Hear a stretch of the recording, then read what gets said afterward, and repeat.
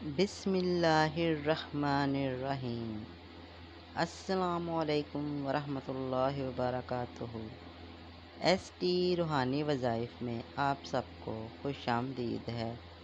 امید کرتی ہوں آپ سب خیر خیریت سے ہوں گے اور اللہ تعالیٰ سے یہی دعا ہے کہ اللہ تعالیٰ آپ کو ہمیشہ اپنی حفظ و امان میں رکھے، اپنی سلامتی میں رکھے، ہر پل ہر لمحہ، آمین ثم آمین۔ آج جو میں وظیفہ لے کر آپ کی خدمت میں حاضر ہوئی ہوں وہ قرآن مجید کی سورہ نوح کا وظیفہ ہے، اور یہ قرآن مجید کے پارہ نمبر 29 میں موجود ہے۔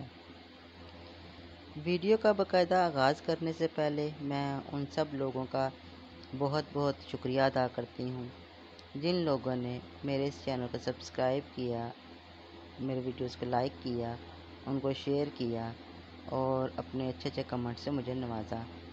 اور اپنے نئے آنے والے ویورز سے میری درخواست ہے کہ وہ میرے اس چینل کو سبسکرائب اور لائک کر دیں اور میری ویڈیو کو شیئر بھی کر دیں۔ نیکی کی بات پھیلانا صدقہ جاریہ ہے۔ اس کے ساتھ ساتھ بیل کے بٹن کو بھی ضرور پریس کر دیجیے گا تاکہ میری آنے والی ہر نئی ویڈیو کا نوٹیفیکیشن آپ کو بر وقت اور پوری آسانی کے ساتھ مل سکے۔ اس کے ساتھ ساتھ اپنے اچھے اچھے کمنٹ سے بھی مجھے ضرور نوازیے گا۔ اب میں اپنی ویڈیو کا آغاز کرتی ہوں۔ تو جیسا کہ میں نے آپ کو بتایا کہ آج کی جو میری ویڈیو ہے وہ قرآن مجید کے پارہ نمبر 29 میں موجود سورہ نوح کے بارے میں ہے۔ تو سورہ نوح کو اس لیے سورہ نوح کہا جاتا ہے کہ اس میں حضرت نوح علیہ السلام کا قصہ بیان ہوا ہے، اور قصہ کچھ اس طرح سے ہے کہ سیدنا حضرت نوح علیہ السلام حضرت آدم علیہ السلام کے کم و بیش 1000 سال بعد سرزمین عراق میں جہاں کوفہ آباد ہے وہاں پیدا ہوئے۔ ان کی ساری قوم بتوں اور شیطانوں کی پوجا کرتی تھی۔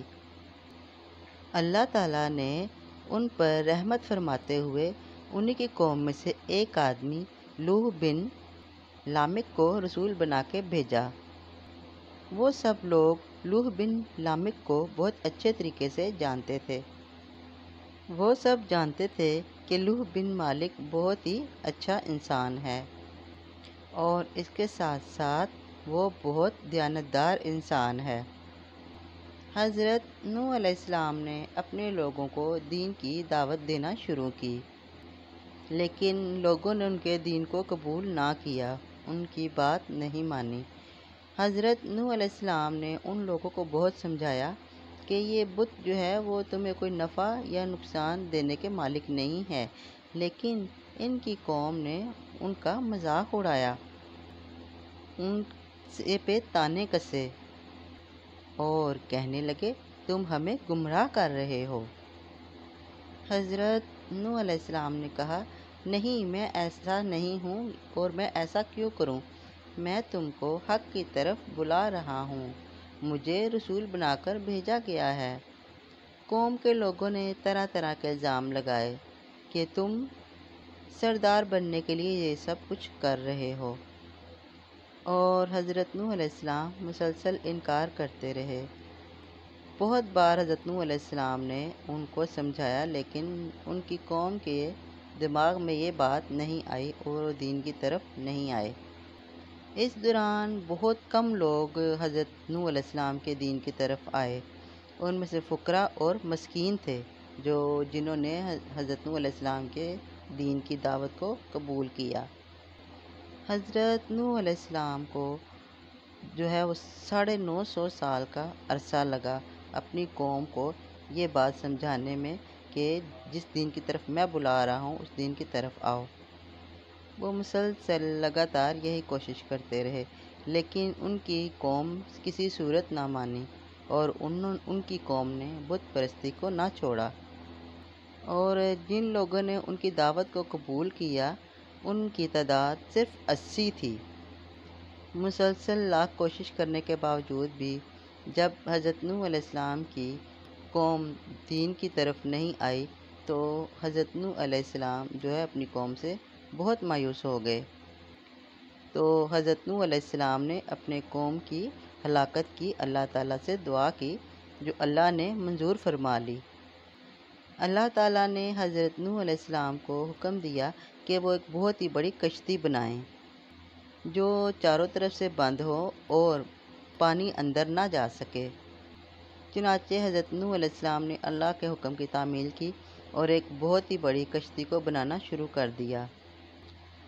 جب حضرت نوح علیہ السلام کشتی بنا رہے تھے تو پاس سے لوگ گزر رہے تھے ادھر ادھر سے، تو وہ ان کا مذاق اڑا رہے تھے، کہتے تم دین تبلیغ کو چھوڑ کر اب بڑائی کا کام کرنے لگ گئے ہو۔ غرض کہ کوئی کچھ کہتا تو کوئی کچھ۔ حضرت نوح علیہ السلام نے کشتی کی 3 منازل کو بنایا، یعنی کہ کشتی کی 3 منزلیں تھیں۔ سب سے جو نیچے والی منزل تھی کشتی کی وہ جانوروں کے لیے تھی، اور جو دوسری منزل تھی وہ انسانوں کے لیے تھی، اور جو سب سے اوپر منزل حضرت نوح علیہ السلام نے بنائی وہ پرندوں کے لیے تھی۔ ایمان لانے والوں میں حضرت نوح علیہ السلام کے 3 بیٹے بھی موجود تھے۔ آخر ایک دن کشتی تیار ہو گئی تو اللہ تعالیٰ نے حضرت نوح علیہ السلام سے فرمایا کہ تم جتنے بھی جانور ہیں، چاہے وہ گوشت جن کا ہم کھاتے ہیں وہ بھی اور جن کا نہیں کھاتے وہ بھی، ان سب کی ایک ایک جوڑی کو اپنی کشتی میں سوار کر لو، وہ چاہے کوئی خونخوار جانور ہی کیوں نہ ہو۔ اور اسی طرح پرندوں کی بھی ایک ایک جوڑی کو اپنی کشتی میں سوار کر لو، اور سارے پھل اور سبزیاں، اناج وغیرہ ان کو بھی اپنے کشتی میں رکھ لو اور کشتی میں سوار ہو جاؤ۔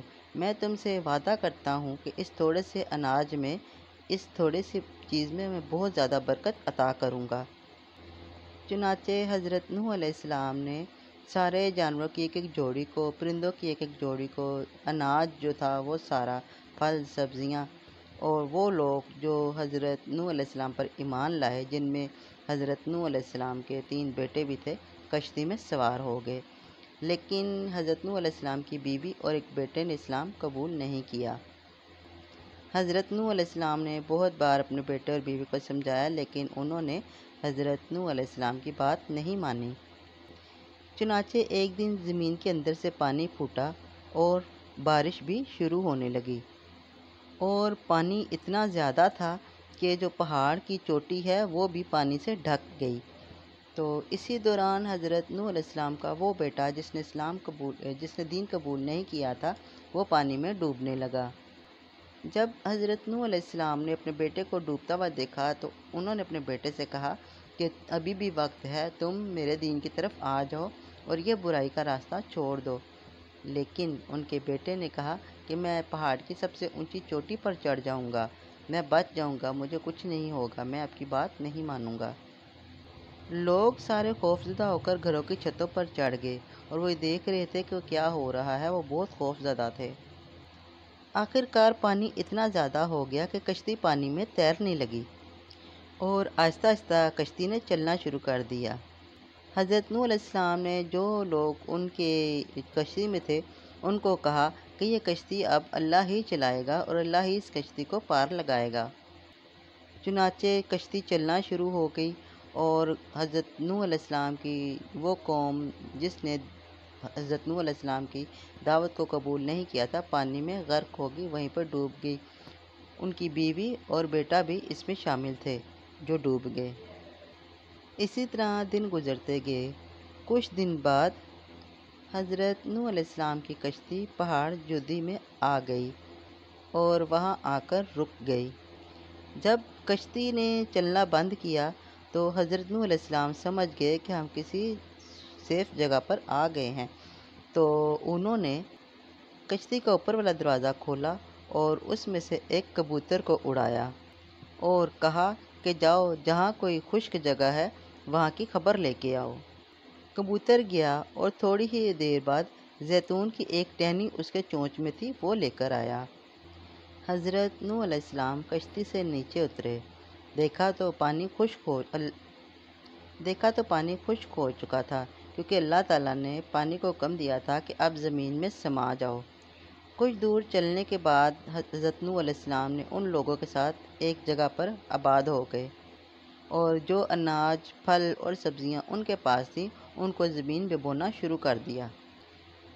اللہ رب العزت نے اپنا وعدہ پورا کیا اور اس تھوڑے سے اناج سے بہت زیادہ برکت ان کو دی، اور اس طرح زندگی کا سلسلہ چل نکلا۔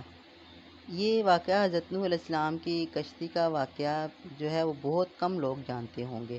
میں نے سوچا کہ یہ انفارمیشن بھی آپ کو دے دوں۔ سورہ نوح مقام نزول مکہ معظمہ ہے۔ سورہ نوح مکہ معظمہ میں نازل ہوئی۔ اس سورت کو پڑھنے سے دفاعی قسم کے فیض و برکات بہت جلدی حاصل ہوتے ہیں۔ اس کے چند فوائد حسب ذیل ہیں۔ اس سورت کو پڑھنے سے ایمان میں پختگی ہوتی ہے، اور اگر کوئی دشمن نیک کام میں رکاوٹ ڈالتا ہو تو اس سورت کی خیر و برکت سے پسپا ہو جاتا ہے۔ اگر کسی شخص کو کوئی دشمن بہت تنگ کرتا ہو اور جا بجا ذلیل و خوار کرنے کی کوشش کرتا رہے تو اسے چاہیے کہ اس سورت کو 11 روز تک روزانہ 111 مرتبہ پڑھے۔ انشاءاللہ دشمن سے نجات ملے گی اور ظلم کرنے والا خود ہی اپنے انجام کو پہنچے گا۔ اس کا مطلب ہے کہ جو دشمن آپ کو نقصان پہنچانا چاہتا ہے وہ خود ہی پھنس جائے گا اور اس کا انجام برا ہوگا۔ یہ سورت مال میں برکت اور تجارت کے لیے بھی بہت اکثیر ہے۔ جو شخص روزی کے مقام پر اس سورت کو روزانہ 11 مرتبہ پڑھے تو اس کے کاروبار میں کوئی رکاوٹ نہ آئے گی ہی، وہ بلا رکاوٹ اپنا کام کرے گا، کاروبار کرے گا، تجارت میں دن بدن نفع ہوگا۔ اور اگر اس سورت کو فوٹو کاپی کرا کر تجارت کے مکان پر رقم رکھنے کی جگہ پر رکھے تو اس کے رزق میں بے حد اضافہ ہوگا۔ رنج و عالم سے نجات کے لیے بھی یہ سورت بہت ہی مفید ہے۔ یہ کچھ ضروری معلومات تھیں جو میں نے آپ کو فراہم کی۔ اب چلتے ہیں وظیفے کی ترتیب کی طرف، تو میں آپ کو بتاتی ہوں کہ یہ وظیفہ کس کے لیے ہے اور کس طرح کرنا ہے۔ تو یہ وظیفہ جو ہے مال میں برکت اور تجارت کے نفع کے لیے ہے، کہ کس طرح آپ نے یہ وظیفہ کر کے اپنے مال میں برکت اور تجارت کو نفع بخش بنانا ہے۔ تو جس جگہ پر آپ کام کرتے ہیں یہ آپ نے وظیفہ اس مقام پر کرنا ہے۔ کوئی آفس میں کرنا ہے، اسکول میں ہے تو ادھر کرنا ہے، غرض کہ جہاں بھی آپ کام کرتے ہیں آپ نے یہ وظیفہ ادھر کرنا ہے۔ جس جگہ آپ کام کرتے ہیں اس جگہ پر جا کر آپ نے روزانہ سورہ نوح کو 11 روز پڑھنا ہے، 11 مرتبہ پڑھنا ہے روزانہ، اول و آخر 11 بار درود ابراہیمی کے ساتھ۔ امید کرتی ہوں میری آج کی ویڈیو آپ سب کو پسند آئی ہوگی۔ اس کے ساتھ ساتھ 5 وقت کی نماز بھی ضرور ادا کریے گا۔ نماز مشکل زندگی کو آسان بنانے کا ایک بہترین ذریعہ ہے۔ وظیفہ کوئی بھی کریں مکمل توجہ اور دھیان کے ساتھ کریں اور ذہن میں اپنے مقصد کو رکھیں، اور اس کے ساتھ ساتھ مجھے بھی اپنی دعاؤں میں ضرور یاد رکھیے گا۔ میرے ہر وظیفے کے کرنے کی اجازت عام ہے۔ میرا کوئی بھی وظیفہ ہر انسان بآسانی کر سکتا ہے، اس کے لیے آپ کو مجھ سے اجازت لینے کی ضرورت نہیں ہے۔ آپ بلا جھجک میرا کوئی بھی وظیفہ کر سکتے ہیں۔ اس کے ساتھ ہی اب میں آپ سے اجازت چاہتی ہوں۔ ایک نئی ویڈیو کے ساتھ آپ کی خدمت میں دوبارہ حاضر ہوں گی۔ تب تک کے لیے آپ مجھے اجازت دیجیے۔ اللہ حافظ۔